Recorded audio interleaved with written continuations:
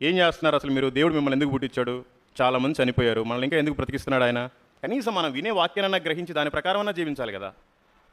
కొంతమంది జీవిస్తున్నారులే, కొంతమందికి అర్థమయ్యే వాళ్ళకి అర్థమవుతుంది. అర్థమైతే దేవుడికి స్తోత్రం. బైబిల్లో ఒక ఇద్దరిని చూద్దాం, వారి కన్నులు ఎలాంటివి. 2 సమూయేలు 11వ అధ్యాయం 2-4 వరకు చదవండక్క. దావీదు అనే వ్యక్తి దేవుడితో సహవాసం చేశాడు. దేవుడు అంటే ఆయనకి చాలా ఇష్టం. అంత పెద్ద తీస్మార్కే అని చెప్పుకోవాలి. ఆయన తోపు నిజంగా బైబిల్లోనే. అంత పెద్ద తోపే చెడును చూడటం వల్ల చేయాల్సి వచ్చింది, పాపం చేశాడు. అంటే మనమెంత? అందుకని మన సెల్ ఫోన్లు చాలా కంట్రోల్లో పెట్టుకోవాలి. దావీదు మిద్ది మీదకి ఎక్కి ఆ ఉరియా భార్యని చూశాడు, ఆశపడ్డాడు, తీసుకొచ్చుకున్నాడు, తప్పు చేశాడు. అది మళ్ళీ తెలియకుండా వాళ్ళ హస్బెండ్ చంపేశాడు. ఆయన దేవుడికి బాగా ఇష్టమైన వ్యక్తే.